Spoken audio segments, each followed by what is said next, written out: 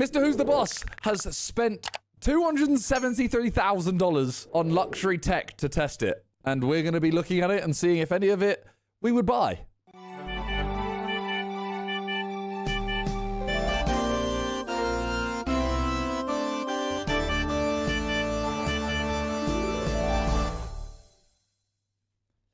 Here we go. His videos are nuts. And I'm excited to see this. We got to judge, out of 10, how likely we are to spend the money. If money was no object, would we buy it? It's a pretty high-end $80 power bank from Anker, but this is a $1,000 luxury power bank from French fashion house Hermes. So, straight in, by the way. Straight in, by the way. There was no intro. I like that. Hermes can go into this phone, and let's see which one has more charge in 20 minutes. When most people buy power banks, they think of Anker. When most people buy earphones, they think of AirPods. He's smart, by the way. He always starts his videos with some... I swear he started the house one. He started with, like, barbecuing something. Was that at the start? He always does something at the start that he's like, we'll come back to it and see how it does. Instantly. So smart. Most people buy smartwatches, they think of Fitbit. But this video is not about most people. I want to buy a smartwatch, but I don't know what. For the uber rich. Going all the way up to a, no joke, $139,000 set of headphones that I'm a little scared to even touch.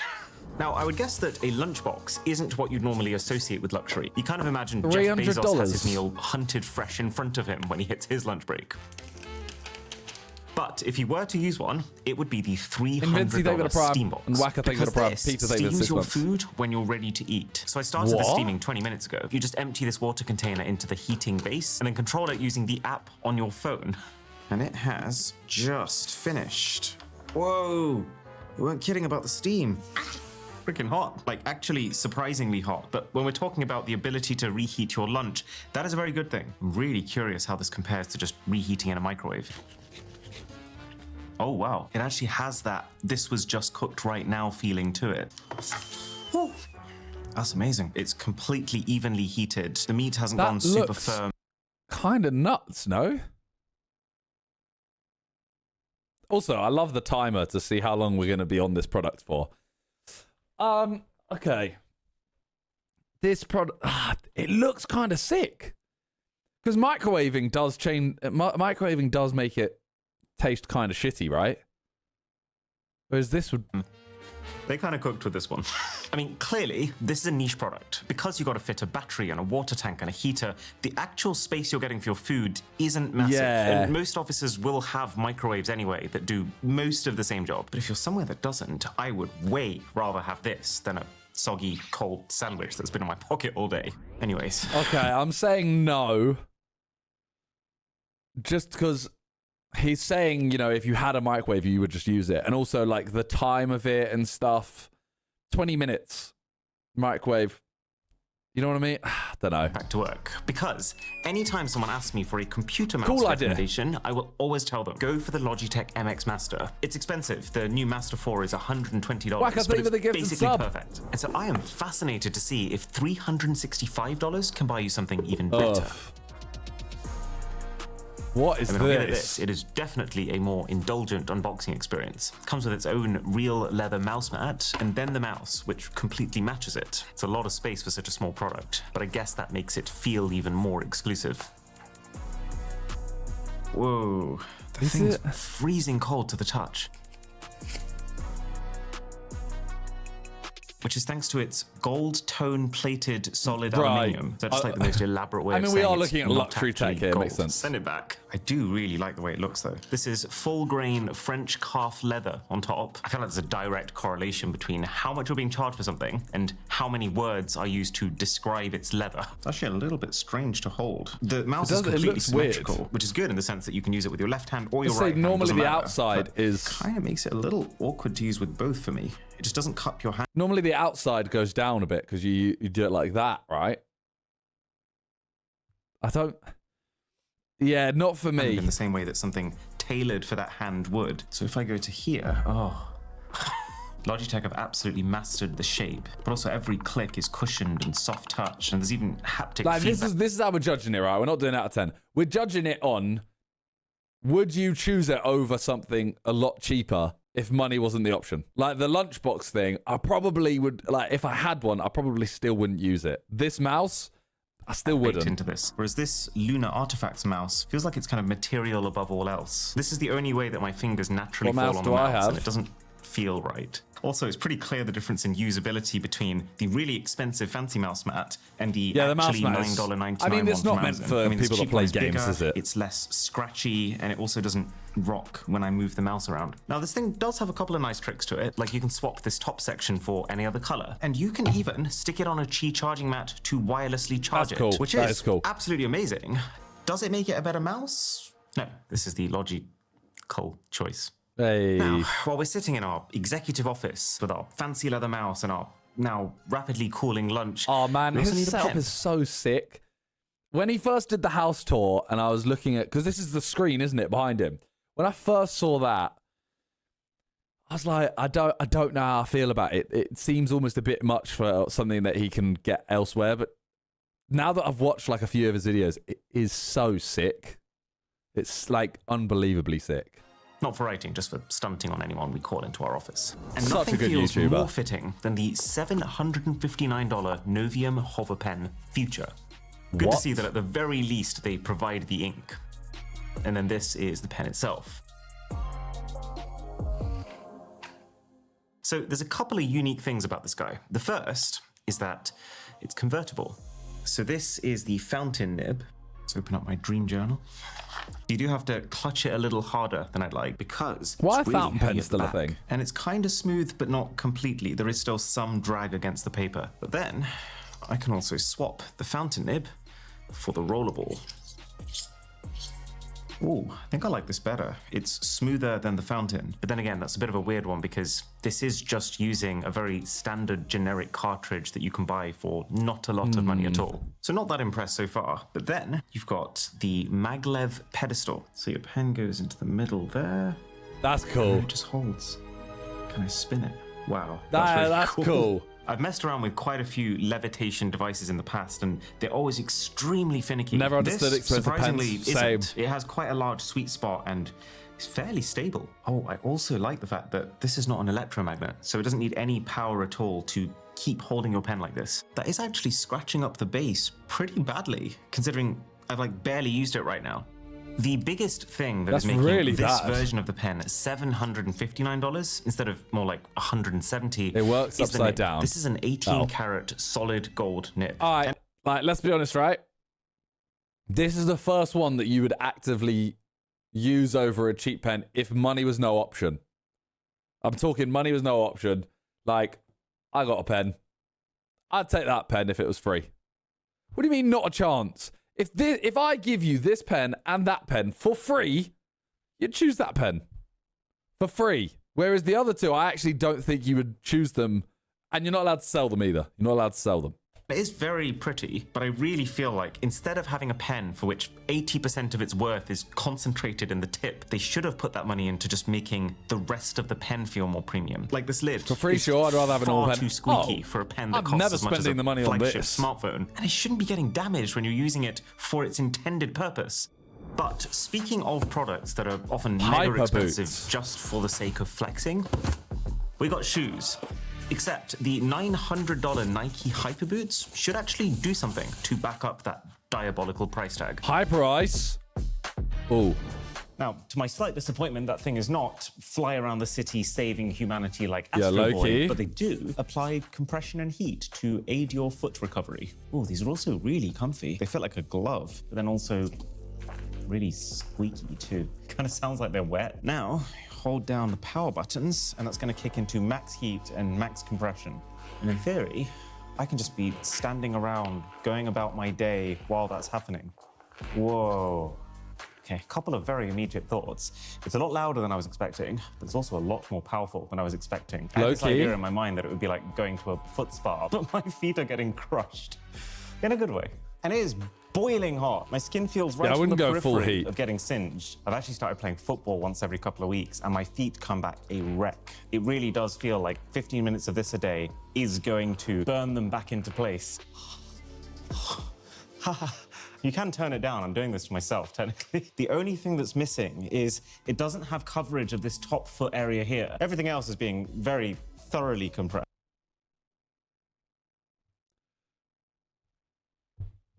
What were they called? What were they,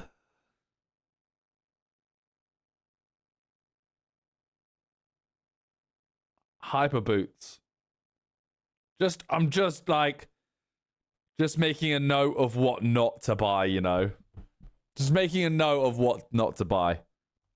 I love the fact that luxury here is actually buying me convenience. The fact that you could just be walking or cooking or working and having legit.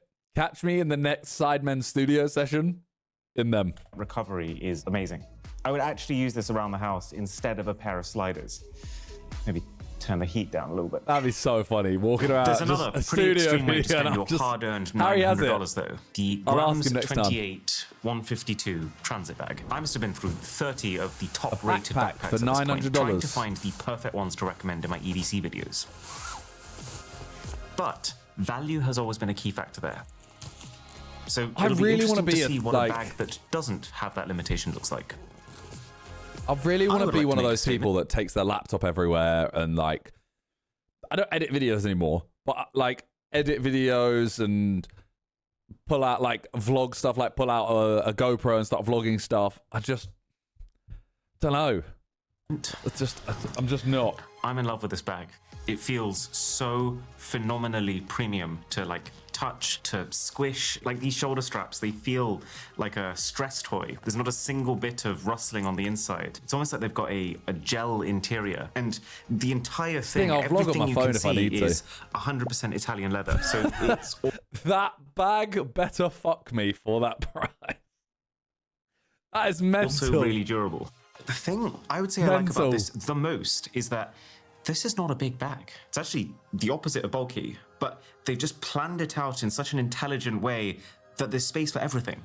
Like, first of all, it opens up completely flat, which I love to see in backpacks because it allows you to pack it fully like a suitcase. It actually comes with a packing cube that has an extra zip that you close to tighten it. So you can viably pack a weekend's worth of clothing in here. There's these optional camera bags. And again, they've just really thought about how it fits together. That's what I'm saying, like, that is there's cool. There's actually a designated Velcro section on the bottom of this bag that these just attach onto. I can't think of a single box that it doesn't tick. It does look cool. It's a 16-inch laptop in the back. You can stick your passport in the secret compartment over here. You can put your sunglasses for easy access here, and the felt inside will clean them if anything. It's got an elasticated suitcase pass-through flap, so you don't even need to carry it when you're going through an airport. There's even this tiny little secret pouch on the inside designed for an AirTag. So functionally, it doesn't really do anything extra compared to the $300 bag that I use that is already premium priced. So I wouldn't call this Grams 28 bag good value, but is this a way for someone who wants to spend a lot more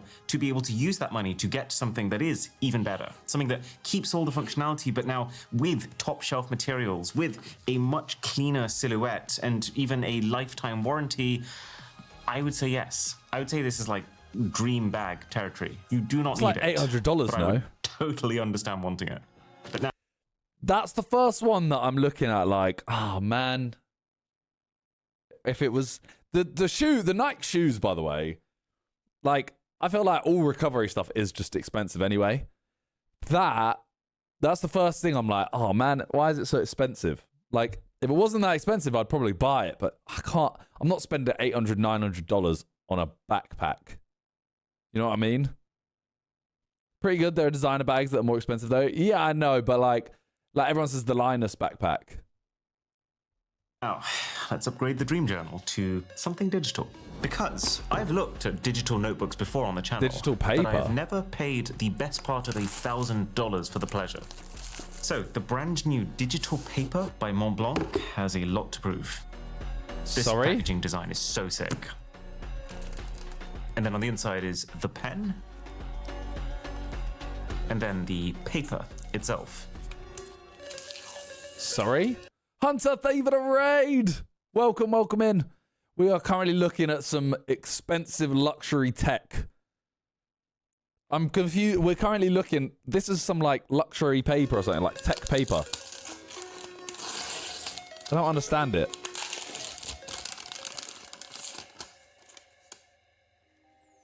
So I feel like this product is actually a pretty big deal. You know, yeah, Mont Blanc is often $900 for considered paper. like the Rolex of physical pens. You can easily spend hundreds of thousands of dollars on one from them. So the thing that I'm extremely curious about is, what is their vision for the digital writing experience? This is like if Rolex made a smartwatch. First things first, it's a lot heavier than it looks. It's great that you can use it for reading if you wanted to, and the screen looks incredibly sharp and detailed, but it's so much heftier than a normal e-reader that I think you'd be making a mistake if you were using it for that. So what about the writing? I gotta say, not that impressed with this pen. For a company who prides themselves on craftsmanship and materials, yeah, sure there's a lot of shiny plastic here. The way the pen works is kind of interesting because this one I'd actively take.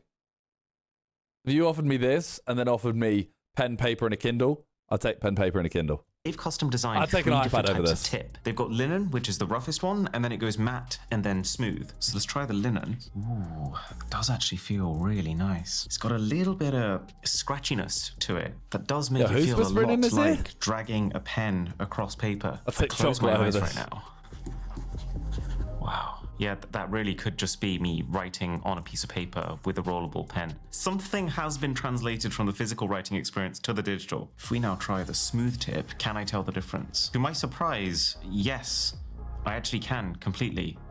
It kind of feels like it's not, drawing on not glass. for me. This. It's got that silkiness I'd rather to the it, backpack. Which is kind of nice in its own way. As a tool for writing, I'm a big fan of this. I love how the pen just snaps onto the side, doesn't wiggle at all. I love how it wirelessly charges automatically while it's sitting in that spot. It's really cool how almost instantly, the moment you finished a note, it will appear in the fairly swanky looking Mont Blanc app on your phone. That is kind of cool, but then you're also just on the Mont Blanc app. I'm not taking, that one, no, not for me. Just over 20 minutes since we put these. So far, it's the Nike shoes and the backpack are the two that I'm like, yeah, I'd take both of them.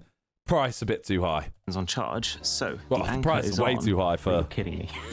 Exactly 69%. So that's an $80 brick. Amaze's $1,000 brick has done 27%. I didn't have high expectations, but that still hasn't met them. Honestly, I'm kind of gutted. I actually really wanted to love this. It's just so pretty. It's aluminium all the way around the sides. It's calfskin leather on the front and the back. The fact that you have this actually working physical dial to show you how much battery the pack has left is really unique and charming. Plus, if you flip it around, it can also wireless charge. So you rest your phone on the H in the middle here, if it's just sitting on your desk, but it's not MagSafe compatible, so it's going to be super inefficient. I just feel like power banks specifically are such a function-first product that you would have to be crazy to trade having nearly 3 times the charging speed and about 6 times the battery capacity just for aesthetics. It's still going to take up the same volume in your bag either way, so would I choose to carry this even if it was the same price?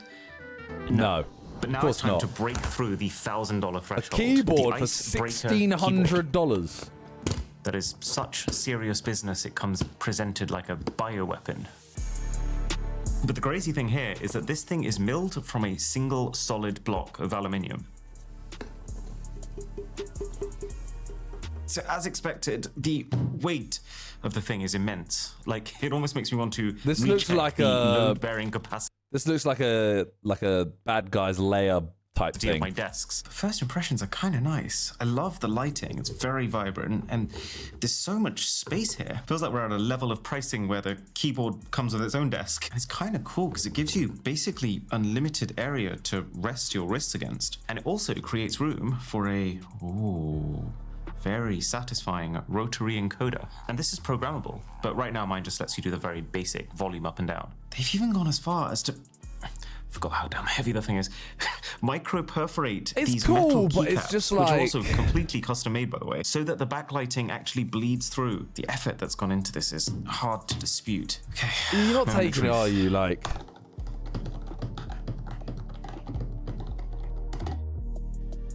I don't like it. The slant is too steep. You see what I'm saying? Like, that's an evil layer type keyboard. It feels like a stretch. I'm not taking that. Every time you press one key, part of your finger keeps touching against the key directly beneath it. And I was kind of expecting it to have a really unique metallic thunk, but in reality it feels quite Ordinary. My hands are particularly sensitive to non-ideal typing conditions. Watch me smash it after I lose a game. You're smashing whatever it hits. Did I use this video as an excuse to buy the phone case that I've been wanting to try for almost a decade? $1,700 phone case. The $1,699 grey alter ego case. My case is like, I think mine was like 10 quid. And I only bought it because I had a crack. 70. What? It's a little concerning that the insert is upside down. It's a small thing, but it's an indication of a lack of attention to detail. Why would you want that? What is going on? So the thing that captivated my attention all those years ago was this is the most expensive phone case I've ever seen, and yet it has the least material. And yeah, we have seen a couple of cases more recently that have also jumped on this bandwagon, but this is the original. And it looks kind of cool. I mean, I do like the fact that there's a cutout for the Apple logo. It looks cool for like a second. Like, that would look cool in a photo, and then I don't want it. You know what I mean? Like, if you took a photo holding your phone and that was on it, it'd be like, oh, that's kind of cool, and then shit. If it was 20 quid, I'd take a photo with it. Sharp, angular style. That's it. Wow, that is not nice to hold. Some part of me was thinking it would feel really freeing to not have a case covering every surface of your device, but it actually feels like some sort of medieval slow torture device. But at the very least, it should be pretty protective. This is made of 2 slabs of titanium that are screwed together and then layered onto a softer thermoplastic sheet, which is what stays in contact with the phone. So the titanium is the exoskeleton, and then the plastic is what's come outside, he's going to drop it. Which means we have to do something that I don't really want to do. Luxury phone case versus normal phone case. So this was a $10 first thing that comes up on Amazon kind of deal. Each case has the same phone and a brand new version of it inside of them. Normal case. 3, 2, 1. Oh. And now the alter ego. 3, 2, 1. It's a very strange feeling being more worried for the case than the actual phone. So do we have any damage on our standard phone? Yes, some. Although it's not significant, but more importantly, the phone is completely unmarked. Okay. Fair enough. And so actually, the uber expensive case, I would say, has fared worse. The phone's fine on both, but there's very obvious permanent damage in every corner. The fact is just so like, as you probably assumed, $1,700 and he's just dropped it. Now, most of the gadgets you've seen so far are from pretty niche I'm not taking that one either. Companies that are fashion brands. Are we still at 2?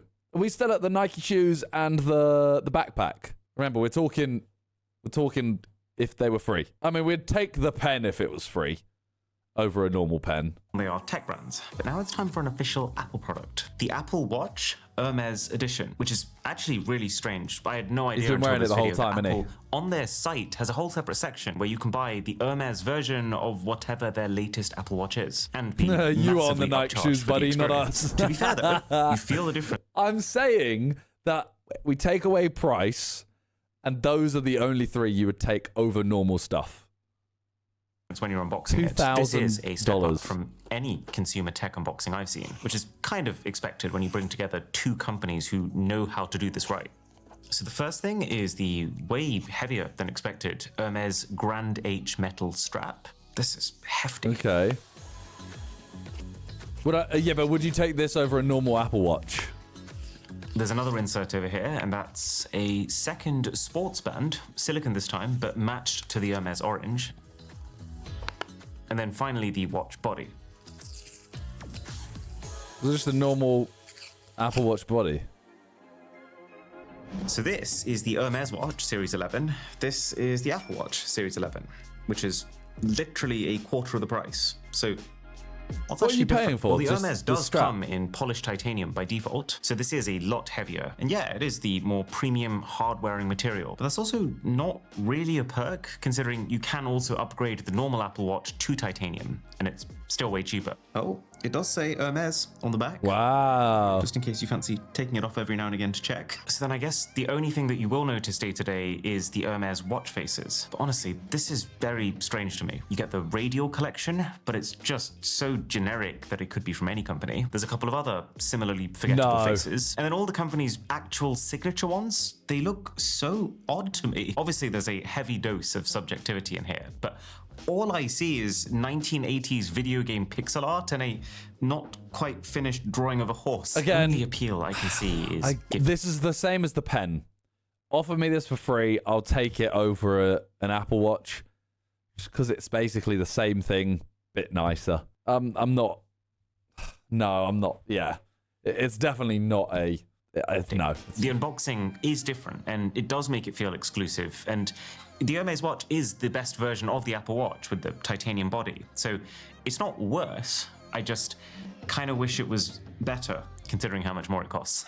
That's what I'm saying. Money's not an option in this. The price of that, the Louis Vuitton light-up speaker has an unboxing experience that truly delivers. This is exactly what you want Uber luxury to feel like. Every part of this is made of really high quality materials, but it's also designed to give you everything you could possibly want. So there's one bag here, which has this quite nice leather wrist strap. Okay. Here, there's that's actually kind of wild. A charger, but with like an adapter for every possible country. I mean, that's kind of cool, to be fair. Like, that's helpful. Another bag, which has not one, but two Louis Vuitton branded cables, 1 meter and a 3 meter, depending on how far apart these sockets in your mansion are. I feel like most designer brands have a speaker. The cleaning cloth inside. Then a novel for your instructions. That's maybe the first instruction manual I've seen that you could also use as a coffee table book. There's the base of the speaker, which in itself is already super weighty. Holy shit, man. And then the speaker itself, which also comes in its own custom protective case. It's actually quite cool that the handle of the speaker sticks out through it so that you can hold it easily.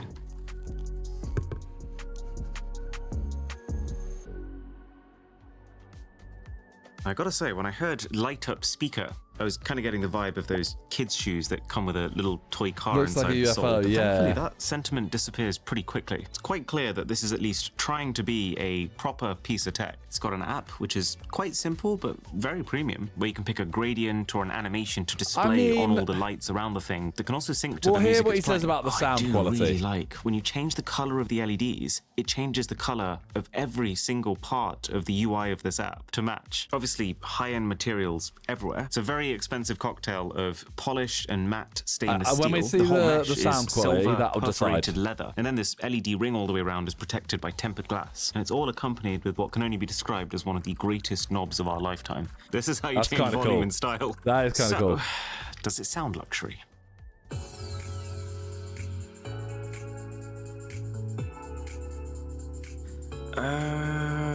No, not really. The problem is, for the money you pay, it's a tiny speaker. And clearly, all the engineering inside has gone into cool LEDs and fancy materials, but not on tech that's going to allow it to defy those dimensions. So they have squeezed good sound out of this small size. So basically, like, this sounds distinctly... If you're having it there as like a decoration speaker, yes.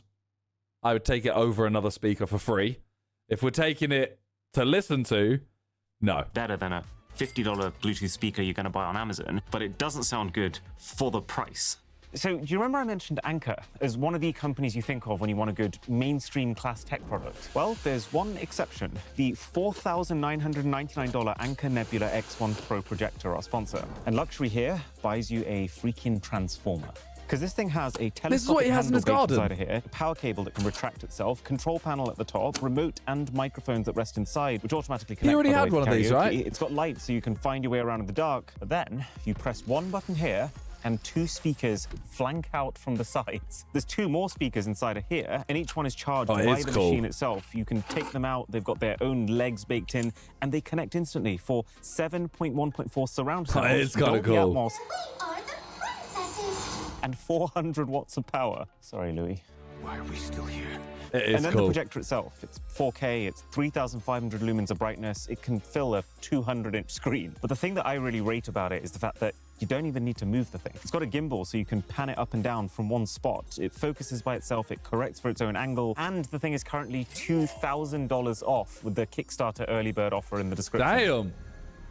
I know it's a sponsor, but like, low-key, tempted to just say, next time we do a Sidemen present video, I'm gonna get that for someone. The time has come to unbox what can only be described that one was sick, as but the big daddy of this video, though. and maybe my whole life. So there's two headphones here. There's the $119,000 Noir Rainbow, and then the $139,000 Ice Diamond. They're both made as part of a collab between Louvre, who's brought the tech, and then Jacob & Co, who's brought the materials. And oh yeah, each of these are one of 5 in the world. Someone has had to hand deliver these from Germany to our house. Still upstairs. I didn't like the way he was rubbing that. I always get a little bit nervous with these expensive products. It's not very often you get to see the behind-the-scenes unboxing of something this insanely valuable. Oh, that's what I'm saying, Biz. They actually put cleaning cloths over every surface of the internal box. The production cost for the packaging of these headphones is 1,500 euros. It's so slippy. Okay. I'd be so scared touching all this stuff. Sleep in that. So there's the main compartment and then there's a drawer underneath. Oh my God, that's leather. Yeah. You can smell that. It's not one of those things everyone likes, but I love it. Oh, and also at the bottom, you've got 2 different cables. Both look gold plated to me. This is nuts. Oh, I wasn't really sure what to expect. You know, we've seen a lot of products already that are fancy materials, but they don't feel as nice. This ain't one of them. That is like uber plush. Then inside the case, wait, more gloves. So someone has to buy these for no reason. Well, there's $6 on Amazon I'm never getting back. Another cleaning cloth. Someone's got to come and repackage this. Of authenticity. This looks like some sort of international declaration. What's this? Is that a bag for the case? For the headphones? These guys in their packaging. All right. So 15K was the Noir Rainbow. Wasn't 15K for like all the packaging or something? Oh my God. This is like 130K. Limited edition, 1 of 5. That is actually beautiful. So this is a 14-karat rose gold ring. But the crazy part of it is it is set with 204 multicolored sapphires. I mean, just the way that it interacts with the light sick, though, isn't it? Is phenomenal. And shockingly, it's actually tastefully done. This is the first obnoxiously expensive product that I actually think looks better than just about any consumer grade one. Oh, and it's got gold lettering on the top. Look at that. Although there is something amusing like, you're taking that over a basic one for free, but the one product no one's ever paying that much. Extreme bedazzlement is like the one product that you fully cannot see when you're using it. Now, Ice Diamond. So I imagine I think they're very ugly. Fair enough. Experience is going to be the same. So we'll just do the headphones. Ice Diamond headphones. 1. Those are uglier, I'll be honest. It's actually even better. I think they're worse. That's actually even better. This one's a little different. This ring is 14 karat white gold, but with 456 brilliant cut diamonds. If you've ever shopped for a wedding ring before, you will immediately understand why this thing costs so much. Which one looks better? Wow, the design of the enclosures they look much nicer. The individual cores holding each diamond is so intricate. It is dazzling to look at. Let's have a listen, I guess. Whoa. You can tell they're really big 50mm drivers. You're getting really powerful, deep bass, but in a way that the headphones don't feel like they're exerting themselves. Noise isolation's crazy too. Like, I can barely help myself, to be honest. That they make the diamonds look kind of fake, if you know what I mean. It's also absolutely crazy to me that this is your volume control, and this is how you skip tracks. So your dials are basically $70,000 each. This is kind of the life right now. I'm not gonna lie. Jesus. Honestly, one of the best wireless headphones I've ever listened to. I mean, it's $140,000. That's not a surprise, but it's good to see that it's not sacrificing on the tech just to look pretty. There's something nice about knowing that if you are going to spend uber amounts of money, then at least you are getting the best sound quality too, even if that sound quality might cost $1,000 instead of, well, this. Although, I do feel like I would be absolutely terrified to actually wear these and use these outside the house. Or inside the house. As for the Hall of Fame winner for this video, the backpack. There's a couple of close contenders, but I think it has to be the backpack. Fair. That's fair. For me, it was the backpack and the Nike shoe. But the Nike shoes, I don't think, like, they were what, like 300? No, they were like $500-600 or something like that? Yeah, like 400 quid. 500 quid. Oh, 800. Oh. StockX, you can get for 400 quid. But for recovery stuff, I feel like that is a more normal price. Like, it's expensive, don't get me wrong, it's expensive, but like a backpack for $900 is ridiculous. Like, that is, you can get a backpack. You can't get recovery shoes. Well, you probably can, but you know what I mean? Yeah. Anyways, great video.